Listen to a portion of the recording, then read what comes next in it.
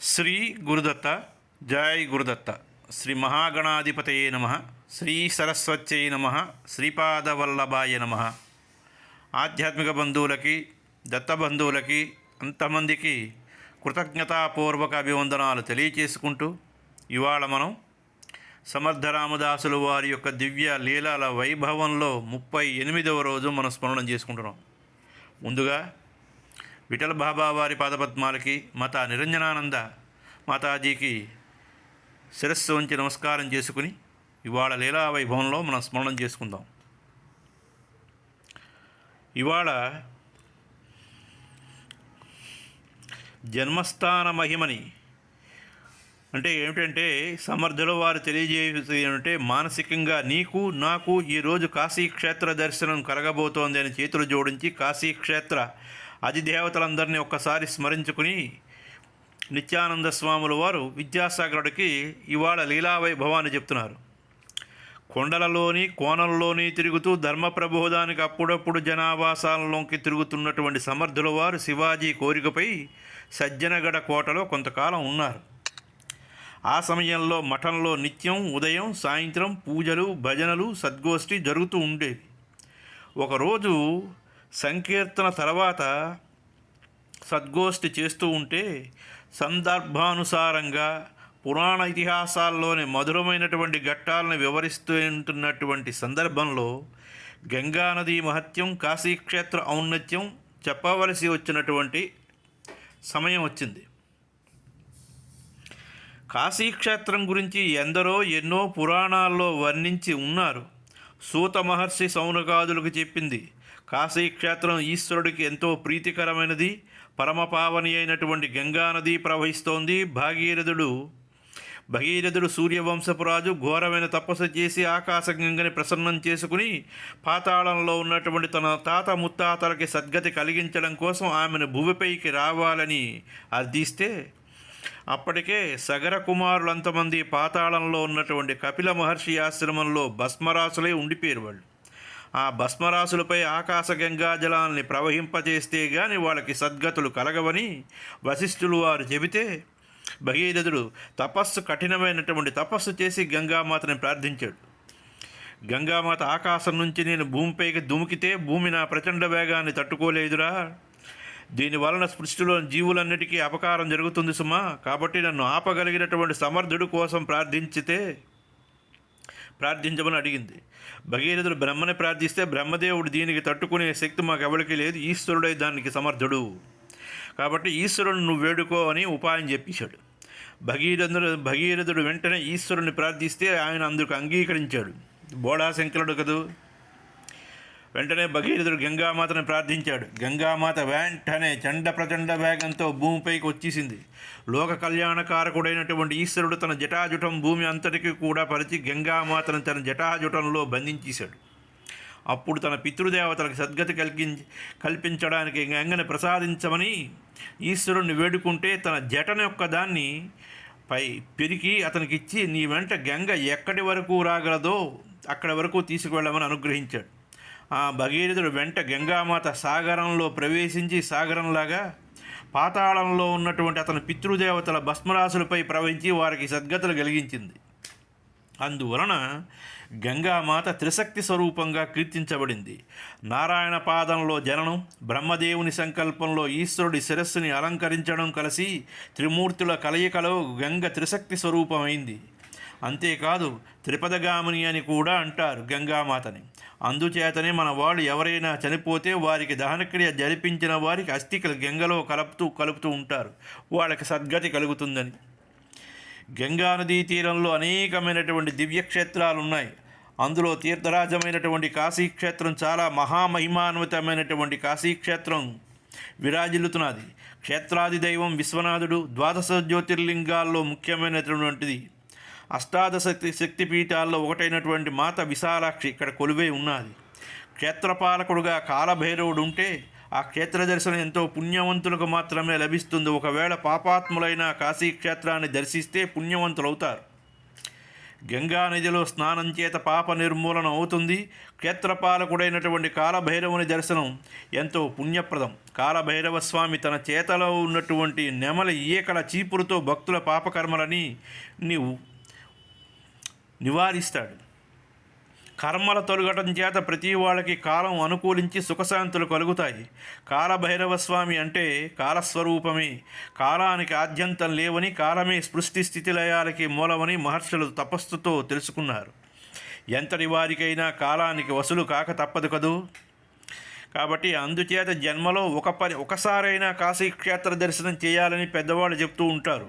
అంతేకాకుండా వానప్రస్థులు కాశీక్షేత్రాన్ని దర్శించి అక్కడ తమ శేష జీవితాన్ని గడిపి ఈశ్వరుడి సన్నిధిలో మోక్షం అంటే మరణించాలని కోరుకుంటారు. ఎందుకంటే కాశీక్షేత్రం మరణించిన వారికి పరమశివుడు మరణ సమయంలో తారక మంత్రోపదేశం చేస్తాడని పురాణాల్లో చెప్పబడి ఉన్నది.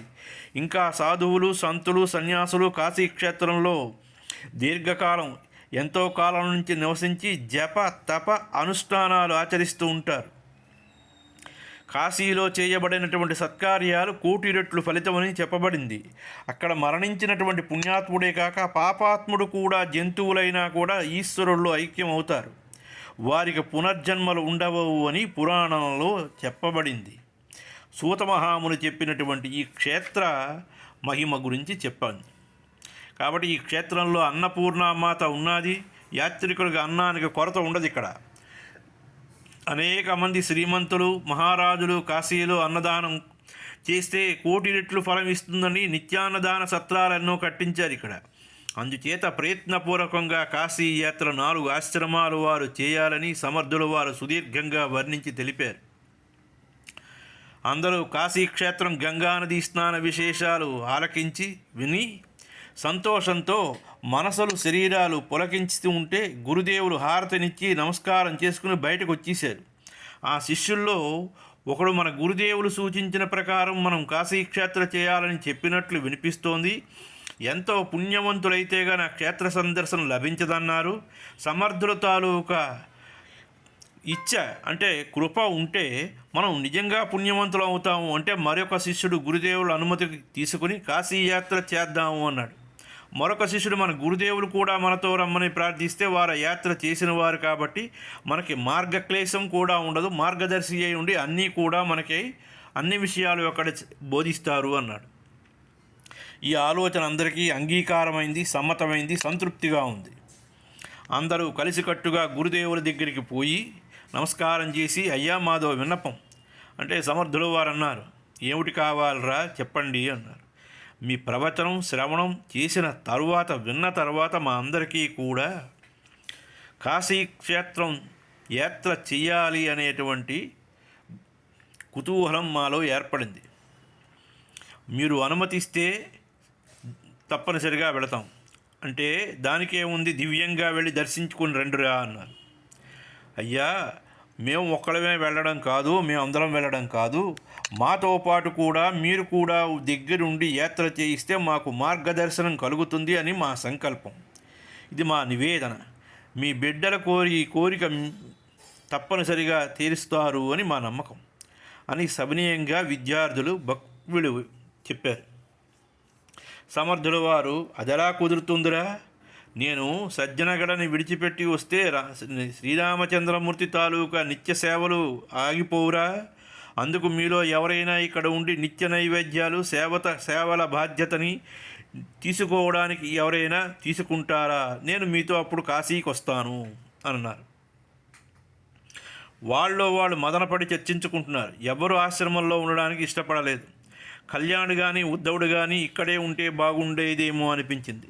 ఎందుకంటే వారికి గురుసేవయే పరమార్థం, ఇప్పుడేమిటి కర్తవ్యమని తర్జన పడ్డారు. అంతలో ఆపద్బాంధవుడిలాగా కొత్తగా వచ్చి చేరేడు ఒక శిష్యుడు. వాడి పేరు అజ్ఞాన్. వెంటనే అతన్ని ఏర్పాటు చేద్దామా అని ఒక శిష్యుడు సూచించాడు. వాడు ఒట్టి వెర్రిబాగులు వాడు కదూ, గురువుగారి ఆదేశం చెప్పామంటే ఏదైనా చేయడానికి సిద్ధమేనంటాడని ఆలోచించాడు. సమర్థులు వారు అతన్ని అజ్ఞానాన్ని పిలుస్తూ ఉంటారు. ఒకసారి ఛత్రపతి శివాజీ మహారాజు వారు సజ్జనగడలో సమర్థుల వారి దగ్గర ఉంటే అజ్ఞాన్ తనకు పురమాయించిన కార్యాన్ని చేసుకుంటూ వారి దగ్గర నుంచి వెళ్ళిన రాజుగారి గురువుగారికి కూడా గుర్తించలేదు. సమర్థుడు అప్పుడు శివాజీతో, వీడిని చూసావా? దృఢమైన శరీరం ఉన్నప్పటికీ బుర్రలో ఏం ఆలోచన లేదు వీడికి. వీడు ఒట్టి అమాయకుడు. ఈ ప్రపంచం ఏమిటో, మానవుడి నైజం ఏమిటో తెలియనటువంటి వాడు వీడు.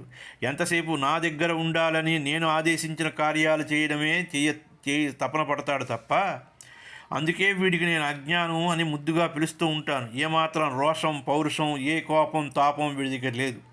ఎవరేం చెప్పినా చేస్తాడు అని అన్నారు సమర్థుల వారు. ఎప్పుడో జరిగిన విషయాన్ని గుర్తు చేసుకుని ఎవరిని ఇక్కడ ఉంచాలి అని చర్చించుకుంటున్నటువంటి శిష్యుల్లో ఒకడు ఈ విషయాన్ని గుర్తుకు తీసుకొచ్చాడు. అందరూ అవును అవును అనుకుంటూ అజ్ఞాన్ దగ్గరికి వెళ్ళి వారందరూ తన దగ్గరికి ఇంత వేగంగా రావడం చూసి అతను చేస్తున్న పనిని ఆపి వాళ్ళ వెంక చేతులు కట్టుకుని చూస్తున్నాడు. ఒరే అజ్ఞానం, సమర్థుల వారితో కలిసి మేమందరం కాశీయాత్రకు వెళ్ళిపోతున్నాం. నిన్ను మాత్రం గురువుగారు ఇక్కడే ఉండి ఈ ఆశ్రమ బాధ్యతలన్నీ నిర్వర్తించమన్నారా అని వాళ్ళు చెబితే, ఆహా ఏమిటి నా భాగ్యం, గురుదేవులకి నా మీద కూడా ఇంత బాధ్యత అప్పగించాలనిపించింది. చాలా సంతోషం. గురువుగారి ఆదేశం నిర్వర్తించడం కన్నా ఇంకేమిటి ఉన్నది? నాకు అదే కాశీయాత్ర. మీరు హాయిగా వెళ్ళిరండి అన్నాడు. అందరూ తమ యాత్రకి ఆటంకం తీరిపోయిందని సంతోషంగా వెళ్ళి సమర్థుల వారితో, గురుదేవా, అజ్ఞానుగాడు ఇక్కడే ఉండి అన్ని కార్యాలు చేయడానికి సిద్ధపడ్డాడు అని చెబితే సమర్థుల వారు నవ్వుతూ, వాడు సిద్ధపడ్డా, మీరు సిద్ధపరిచేరా అన్నారు. అందరూ కంగారు పడుతూ, లేదు గురుదేవా, వాడే ఇష్టపడి ఇక్కడే ఉంటానన్నాడు. చాలా సంతోషం. ఇంకేం, అందరూ పదండి బయలుదేరదాం. ఇక్కడి నుంచి కాశీకి వెళ్ళడానికి 2 మాసాలు పడుతుంది. తిరిగి రావడానికి అంతే సమయం పడుతుంది. దానికి కావలసినటువంటి వస్తు సామాగ్రిని సమకూర్చుకోండి అని వాళ్ళందరినీ పంపించి సమర్థుల వారు తిన్నగా అజ్ఞాన్ దగ్గరికి వెళ్ళారు. ఏదో పనిలో నిమగ్నమై ఉన్నటువంటి అజ్ఞానికి గురువుగారు వచ్చారు అన్న విషయం తెలియదు. ఏమిరా, నీకు కాశీకి రావాలని లేదురా అన్నారు సమర్థుల వారు. ఉలిక్కిపడి వెనక్కి తిరిగి చూశాడు అజ్ఞానం. దగ్గరగా గురువుగారు గభాలన వారి పాదాలపై పడి గట్టిగా పట్టుకున్నాడు. మంచి అవకాశం దొరికింది వాడికి. గురుదేవా, ఇంతకంటే నాకు కాశీ, బదరీ, గంగా స్నానాలు కావాలా? ఈ భాగ్యం చాలు, ఆజ్ఞాపించండి అని చేతులు జోడించాడు అజ్ఞానం. స్వామివారు కోటలో ఉండి ఉండవలసినటువంటి తీరు, శ్రీరామచంద్రమూర్తి సేవలు, ఉపచారాలు, నైవేద్యం సమర్పించే పద్ధతి, హారతలు ఏ విధంగా చేయాలో అన్నీ వివరంగా చెప్పి, నాయన మేము రావడానికి 5-6 నెలలు పడుతుంది, జాగ్రత్తగా ఉండు అన్నారు. అలాగే స్వామి అన్నాడు అజ్ఞానం. మరుసటి రోజున స్వామి తన శిష్యులతో కలిసి అజ్ఞాన్ని ఆశీర్వదించి కాశీయాత్రకు బయలుదేరారు. కోట ఎత్తైన ప్రదేశంలో కొండల మీద ఉండేది. నిర్జన ప్రదేశం. ఎందరో భక్తులు వచ్చినప్పుడు, శివాజీ మహారాజు వారు వచ్చినప్పుడు మాత్రం జనసముద్రంతో ఉండేది కోటంతాను. అజ్ఞాన్ గురువుగారు చెప్పిన విధంగా కాలకృత్యాలు తీర్చుకుని శ్రీరామచంద్రమూర్తికి అభిషేకం చేసి, వస్త్రాలంకరణ చేసి, పుష్పాలతో అర్చించి భిక్షాటనకు వెళ్ళేవాడు. భిక్ష తీసుకుని వచ్చి వంట చేసి నైవేద్యం చేసి 4 ఆకుల్లో వడ్డించాడు. ధూపం వేశాడు. నైవేద్యం పెట్టి అచ్చం సమర్థుల వారిలాగే చేసి ఆరగింపు కోసం తలుపు దగ్గరగా పెట్టి బయట కూర్చునేవాడు. సమర్థుల వారు అలాగే చేసేవారు. కొంత సమయం తర్వాత తలుపు తీసి లోపలికి వెళ్ళి చూశాడు. అక్కడ నైవేద్యం చేసిన పదార్థాలు అలాగే ఉన్నాయి. అదేమిటి, ఎవరూ భోంచేయలేదే అనుకుంటూ ఉదయం నుంచి తను చేసిన పనులన్నీ నెమరవేసుకున్నాడు. అన్ని సేవలు సక్రమంగానే జరిగాయే. గురువు చెప్పిన విధంగానే సకల ఉపచారాలు చేశాను. ఏది మరిచిపోలేదు. మరి శ్రీరాములు వారు ఎందుకు భోజనం చేయలేదు అని మదనపడుతూ కొంత సమయం తలుపులు వేసి ఉంచుతానని మళ్ళీ తలుపులు మూసేశాడు. కొంత సమయం తర్వాత తెరిచి చూస్తే వడ్డించిన విస్తరులు ఏమాత్రం తేడా లేకుండా ఉంచినవి ఉంచినట్లే ఉన్నాయి. ఈ విధంగా చాలాసార్లు చేసి చివరికి నైవేద్యం ఏమాత్రం చెక్కు చెదరకుండా ఉండడం వలన దానిని తీసి పశుపక్షాదులకి సమర్పించేశాడు. నిత్యం ఆశ్రమంలో శ్రీరాముల వారికి నివేదన అయిన తరువాతనే సమర్థుల వారు ఆహారం స్వీకరించేవారు. మరి ఆ రోజు రాముల వారు భోజనం చేయకపోవడం చేత తాను కూడా నిరాహారంగా ఉన్నాడు. మరుసటి రోజు ఉదయాన్నే నిత్యానుష్ఠానం తర్వాత శ్రీరాముల వారి విగ్రహానికి కడిగి బొట్లు పెట్టి వస్త్రాలంకరణ చేసి పుష్పాలతో పూజించడం, చక్కగా వంట చేసి 4 విస్తరలో వడ్డించి రాముల వారికి భోజనం ఆహ్వానించి తలుపులు మూశాడు. ఈరోజు కూడా దేవుళ్ళు భోజనం చేయలేదు. ముందు రోజులాగే ఈరోజు కూడా వండిన వంట అంతటిని పశుపక్షాదులకు సమర్పించి మళ్ళీ నిరాహారిగా ఉపవాసంతోనే ఉన్నాడు. ఇలా 3వ రోజు కూడా అదే పరిస్థితి. అజ్ఞానికి 3వ రోజు ఉపవాసభరితంగా శరీరం బాగా నీరసించిపోయింది. కొంచెం కూడా బలం లేదు. అయినా గురుదేవుని స్మరణం చేసుకుంటూ కిందకి వెళ్ళి భిక్ష తెచ్చి మడితో వంట చేసి పూజ చేసి 4 విస్తర్ల వంటకాలన్నీ వడ్డించి నైవేద్యం సమర్పించాడు. 4వ రోజున నివేదన సమర్పించి ఏ విధంగా స్వామివారు భోజనం చేసి తీరాలో పట్టుదలతో తలుపులు మూసి అక్కడే కూర్చున్నాడు. ఆయన భోజనం చేస్తాడా లేదా అనే అనుమానంతో కొంచెం సేపు వేచి ఉంచి ఇక ఏమిటి చేయాలో ఆలోచన రాక ఈ ఆలోచన ఏం తట్టలేదు. ఆయన పాదాలు పట్టుకుని తన తలని బాదుకున్నాడు. గురువు ఆజ్ఞానుసారం అన్ని పనులు తూచా తప్పకుండా పాటించాను. ఆయన చెప్పిన విధంగా పూజాహారతుల నైవేద్యం సమర్పించాను. ఎందుకు శ్రీరాములు వారు భోజనం ఆరగించలేదు? నేను చేసిన తప్పేమిటో తెలియడం లేదు. కనీసం మాట్లాడినా చెప్పినా సరి చేసుకుంటాను కదా. రాములు వారు భోజనం చేయకపోతే గురువుగారు నాకు క్షమిస్తారా? గురువాజ్ఞ పాలించడమే నా తాలూకా బాధ్యత. పాలించకపోతే నా బతుకే వ్యర్థం అని బోరును ఏడుస్తూ రామా రావయ్య, భోజనానికి లేదంటే నీ పాదాల దగ్గర నా తల పగలగొట్టుకుని నా ప్రాణాలు విడిచిపెట్టిస్తాను. గురువు ఆజ్ఞ పాలించకుండా ఉండటం కన్నా ప్రాణాలు పోతేనేనయం అంటూ తలని శ్రీరాముల వారి పాదాలపై బాదుకుంటున్నాడు. అలా తలని బాదుకుంటూ మీ దేవతలంతా ఎంతో దయగలవారంటారే, నీ దయాసాగరుడివే. ఏదో నా సేవల్లో పొరపాటు పడి ఉండవచ్చు. అంత మాత్రం చేత నువ్వు భోజనం మాని పస్తులు ఉండడం ఏమైనా న్యాయమా అంటూ మరీ తల బాదుకుంటూ ఉండడం వలన నుదురు పగిలి నెత్తురు కారిపోతోంది. అయినా అజ్ఞానం తల బాదుకోవడం ఆపలేదు. ఆ సన్నివేశం ఎంత తీవ్ర రూపం దాల్చిందంటే శ్రీరాముడికి ఓదార్చడం తప్పనిసరి అయింది శ్రీరామచంద్రమూర్తుల వారికి.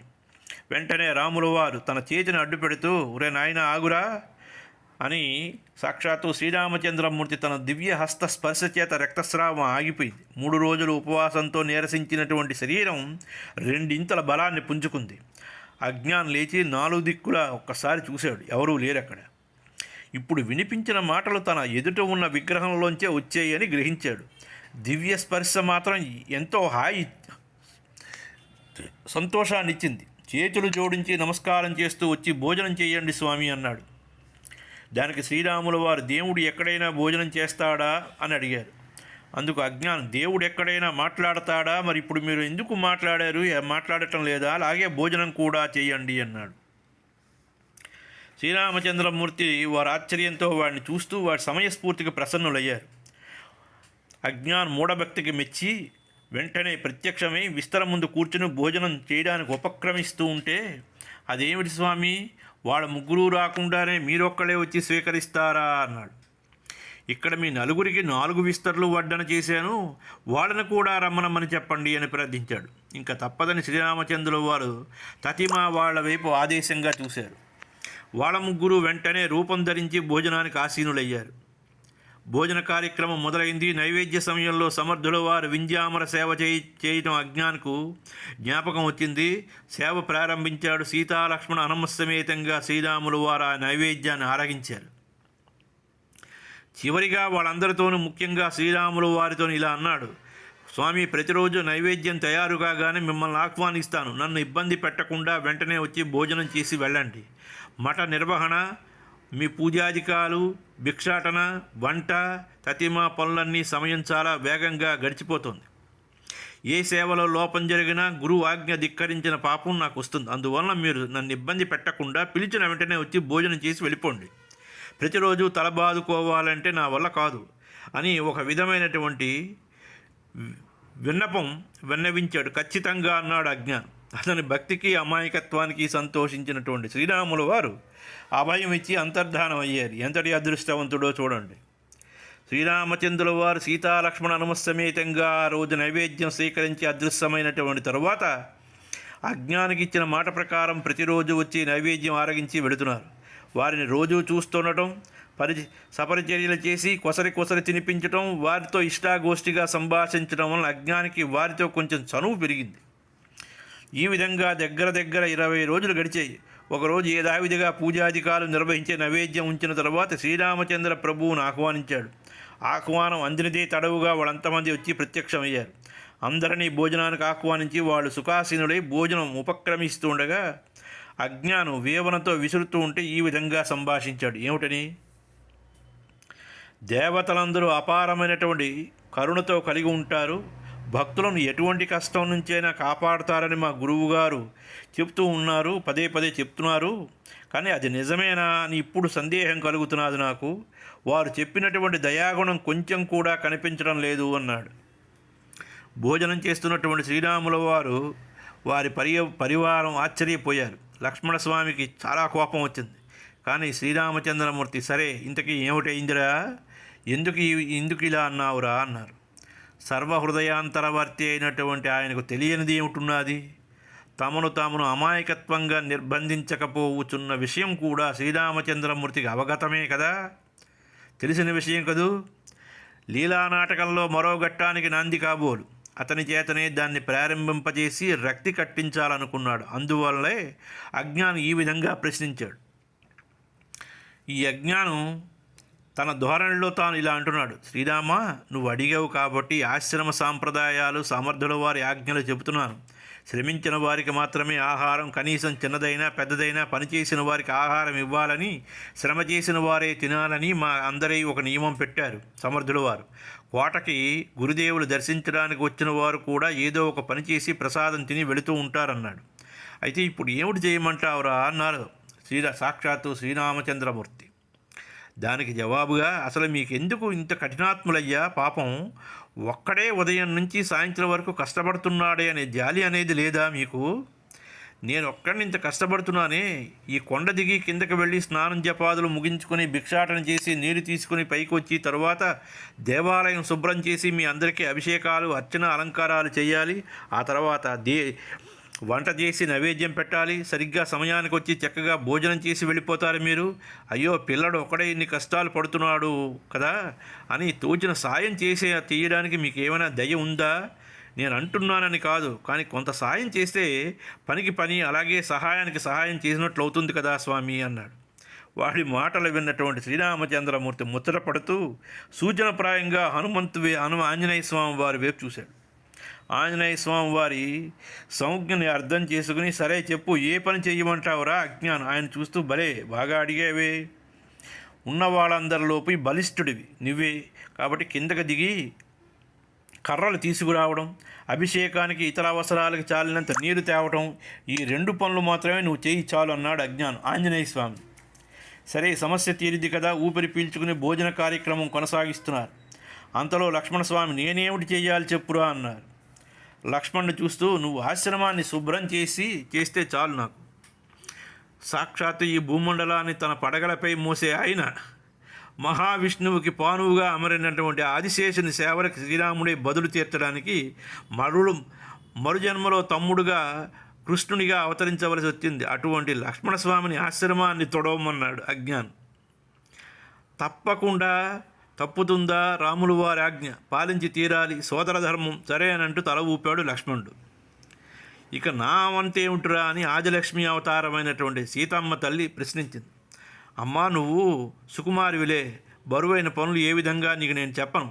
అయినా ఆశ్రమ ధర్మం తప్పదు. నువ్వు నాకు వంటింట్లో కూరలు తరిగి ఇస్తూ తోడుగా ఉండి వంట పనిలో సహాయం చేయి తల్లి. ఆ తర్వాత పువ్వుల మాల కట్టడం అంటూ ఆమెకి అమ్మవారి సీతమ్మ తల్లికి ఈ బాధ్యత అప్పచెప్పాడు. ఇంకా మిగిలిపోయింది ఎవరున్నారు? సాక్షాత్తు రామచంద్రమూర్తి ఉండిపోయారు. నాకు కూడా ఏదైనా పని చెప్పురా అజ్ఞానం అని శ్రీరాముడు అడిగాడు.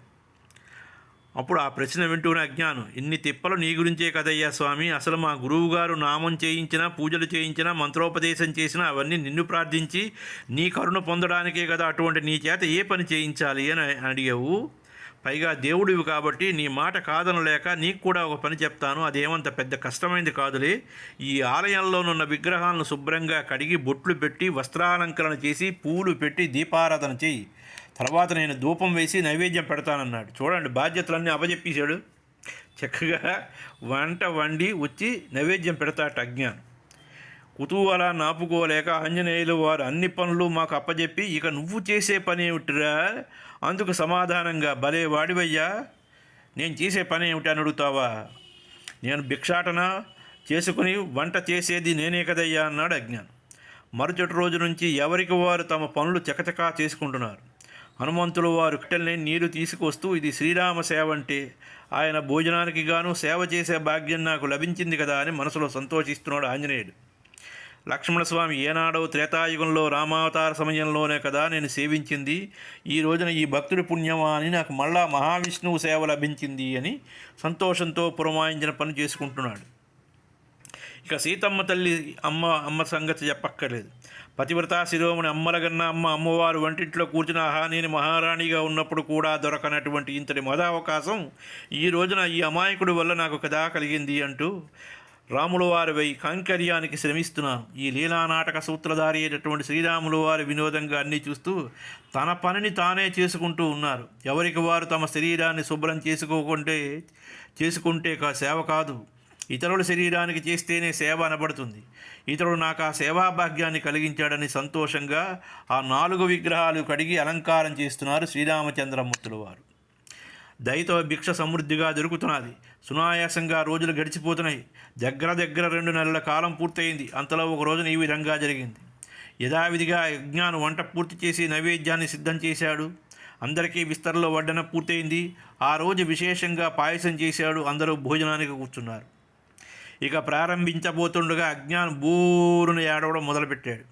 అయ్యో గురుదేవా, ఎంత పని జరిగింది, ఇటువంటి సమయంలో మీరు లేకుండా అయిందే, ఏం చేయను నేను, ఎంతటి నిర్భాగ్యుడిని అంటూ హృదయ విదారకంగా ఏడవడం మొదలుపెట్టాడు. ఈ అకారణ రోదన వింటూనే రాములు వారు ఇలా అన్నారు, అదేమిట్రా శుభమా అని బిస్తళ్ళలో భోజనం వడ్డించి ఏడుపు మొదలుపెట్టేవేమిటి నువ్వు, ఇది అశుభమురా, ఎందుకు అలా ఏడుస్తావు, వాపురా అన్నారు. వెక్కి ఏడుస్తూ ఒక్కసారి ఆపి 2 నెలలైంది మా గురువుగారు ఎలా ఉన్నారో ఏమో, యాత్ర మధ్యలో ఆయనకు భోజన సదుపాయం ఉందో లేదో, ఆయన ఎంత కష్టపడుతున్నారో, ఈ రోజున చేసిన పాయసం మా గురుదేవులకి మహా ఇష్టంగా తింటారే, ఆయన ఇప్పుడు ఎక్కడ లేరే ఇక్కడ అని ఈ విషయం తలుచుకుని దుఃఖం రాదా మరి, అయినా మా గురువుగారి ప్రేమ గురించి మీకేమిటి తెలుసు అన్నాడు. ఆయన యాత్రకు వెళితే మీకు భోజనం ఆగకూడదని, మీకు ఏ లోటు రాకూడదని నన్ను నియమించారు అని కళ్ళు తుడుచుకుంటూ చెప్పాడు అజ్ఞాన్. మరైతే ఇప్పుడు ఏమిటి చేయమంటావు అన్నారు శ్రీరాములు వారు. ఇలా ఇటు అటు చూసి, గురువు గారు ఇప్పుడు కాశీలో ఉన్నారు కదా, ఎలాగ ఉన్నారు అజ్ఞాన్, అంత మాత్రం నాకు తెలియదా, ఆయన సహాయం ఉంటే ఇలా వెళ్ళి అలా రావచ్చు అని ఆంజనేయ వైపు చూశాడు. ఇక తప్పదు అన్నట్లు శ్రీరాములు వారు ఆంజనేయ స్వామి వారి వైపు చూడగా సరే అంటూ బయలుదేరాడు. ఒక గిన్నెతో పాయసంతో అజ్ఞాన్ తయారై హనుమంతుల వారి భుజంపై ఎక్కి శ్రీరాముల వారితో, నేను వచ్చేదాకా ఇక్కడే కూర్చోండి, అన్నం ముట్టుకోకండి, క్షణంలో వెళ్ళొస్తానన్నాడు. అతని గురుభక్తికి, గురువు మీద ఉన్న ప్రేమకి పరమాత్మకి కళ్ళు చెమర్చాయి. సమర్థుల వారి పరిస్థితి ముందు రోజు ఆయన శిష్య బృందంతో సహా కాశీ చేరిపారు. దశాశ్వమేధ ఘట్టంలో గంగానది స్నానం చేసుకుని అనుష్ఠానాలు పూర్తి చేసుకుని తీరికగా నడిచి వస్తున్నారు ఆయన. అంతలో అజ్ఞాన్ పాయస పాత్రతో సహా అక్కడ దిగాడు. హనుమంతుల వారు దూరంగా ఉండి సమర్థుల వారిని చూపిస్తూ తక్షణమే ఆయనకి పాయసం ఇచ్చిరారా, నేను తీసుకొచ్చాను చెప్తే కాళ్ళు విరక్కొట్టేస్తాను జాగ్రత్త అని అజ్ఞాన్ని పంపించాడు. ఆయన ఒక చెట్టు వెనకాతల నిలబడ్డాడు. అంత దూరం నుంచి గురువుగారిని చూస్తూ కళ్ళనీరు పెట్టుకుంటూ మనస్సులోనే నమస్కారం చేసుకుంటూ సమర్థుల వారిని సమీపించాడు అజ్ఞాన్. గురుదేవా అన్నాడు. సమర్థుల వారు అతను చూస్తూనే కోపంతో, ఒరే, నిన్ను నమ్మి నీకు మఠం అప్పజెపితే నైవేద్యాన్ని అప్పజెప్పి వచ్చాను కదరా, నువ్వు కూడా మా వెంట బయలుదేరి కాశీకి వచ్చావా ఏమిట్రా అని కంగారుగా ప్రశ్నించారు సమర్థుల వారు. అందుకు సమాధానంగా, గురువుగారు, మీరు చెప్పిన సేవలన్నీ సక్రమంగానే చేస్తున్నాను, మీకు ఈ పాయసం ఇష్టమని తినిపించి వెళ్ళడానికి వచ్చాను అని సవినయంగా చెప్పాడు అజ్ఞాన్. ఈ పాయస పాత్రను అందుకున్న అతను ఇది వేడిగా ఉండడం గమనించి, నిజం చెప్పు, ఎక్కడి నుంచి వస్తున్నావు అని గద్దించారు. మీ పాదాలపై ప్రమాణం చేసి చెప్తున్నాను, నేను సజ్జనగడ నుంచి ఇప్పుడే మీకు పాయసం ఇవ్వడానికి వచ్చాను మహారాజా అన్నాడు.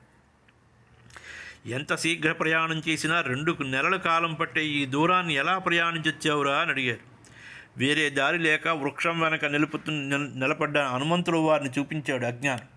ఆయనే నన్ను తీసుకొచ్చాడు, కానీ చెప్పొద్దు అన్నాడు, చెబితే కాళ్ళు విరిచేస్తానంటున్నాడు. సమర్థుల వారు పరుగున ఆంజనేయ స్వామి వారిని సమీపించి నమస్కారం చేసి, నా శిష్యుడి కోరిక తీర్చడం కోసం ఇంత కష్టపడ్డారా స్వామి, క్షమించండి అన్నారు.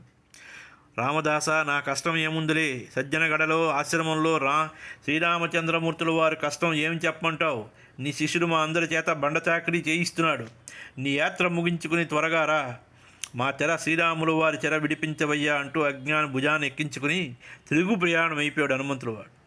ఈ దృశ్యాన్ని కళ్ళారా చూసినటువంటి శిష్య బృందంతో సమర్థుల వారు, మీరు కాశీయాత్ర చేసి పొందినది ఏమిటి, అజ్ఞానం అక్కడ ఉండి పొందనది ఏమిటి తెలిసిందా అని అంటూ యాత్ర కొనసాగించారు. ఈ విషయాన్ని చెబుతున్నటువంటి నిత్యానందుల వారి కళ్ళకి ధారాపాతంగా ఆనంద బాష్పాలు వచ్చాయి. నిత్యానందుల వారు కొంత తమాయించుకుని ఈ విధంగా చెప్పారు. సత్శిష్యుడు గురువు ఆదేశాన్ని శిరసా వహిస్తాడు. ఆయన ఆదేశాలతో ప్రాణాలను సైతం పణంగా పెట్టి ధారపోయడానికి సిద్ధపడతాడు. గురువే త్రిమూర్తి స్వరూపం. గురు కృప కలిగితే సకల దేవతలు కృప లభిస్తుంది. గురు మధ్యే స్థితం విశ్వం విశ్వ మధ్యే స్థిత గురు. గురు మధ్యే స్థితం విశ్వం విశ్వమధ్యే స్థితో గురు. గురుగీతలో అధ్యాయం 1లో శ్లోకం 81. గురు విశ్వం నచాన్యోస్తి తస్మై శ్రీ గురవే నమః. గురుస్వరూపం విరాట్ స్వరూపం. ఆయన యందు ఆ విశ్వం ఉంది. ఆ విశ్వ మధ్యలో ఆయన స్థితుడై ఉన్నాడు. అందుచేత ఆ రెండింటినీ వేరు చేసి చూడడం అసాధ్యం. విశ్వమంతా నిండి ఉన్నటువంటి గురుతత్వాన్ని గ్రహించి నమస్కారం చేయాలి. త్రిమూర్తులకి సృష్టి స్థితి లయ శక్తులను అనుగ్రహించినదే గురువు. ఈ విషయం ఆమూలాగ్రంగా గ్రహించి గురుసేవలో ఉన్న శిష్యుడికి అష్టసిద్ధులు దాస్యం చేస్తారు. నవనిధులు వాని చెంత నాట్యం అవుతుంది. అటువంటి శిష్యుడిని గురువు ఎన్నడూ విడిచిపెట్టడు. సర్వకాల సర్వావస్థలయందు వెన్నంటి ఉండి కాపాడతారు. అజ్ఞానం వంటి అమాయకపు శిష్యుడికి శ్రీరామ సాక్షాత్కారం సహచర్యం అనుగ్రహించినటువంటి సమర్థులు నిజంగానే సమర్థులు అని చెప్పి జై జయ రఘువీర సమర్థ అని జయ జయనాదాలు చేశారు. ఇవాళ 38వ అధ్యాయం సంపూర్ణం. చూడండి ఎంతటి మహానుభావుడు, ఎంతటి అదృష్టవంతుడు అజ్ఞానం. ఆపదాపహర్తారం ధాతారం సర్వసంపదాం లోకాభిరామం శ్రీరామం భూయో భూయోర్మామ్యహం.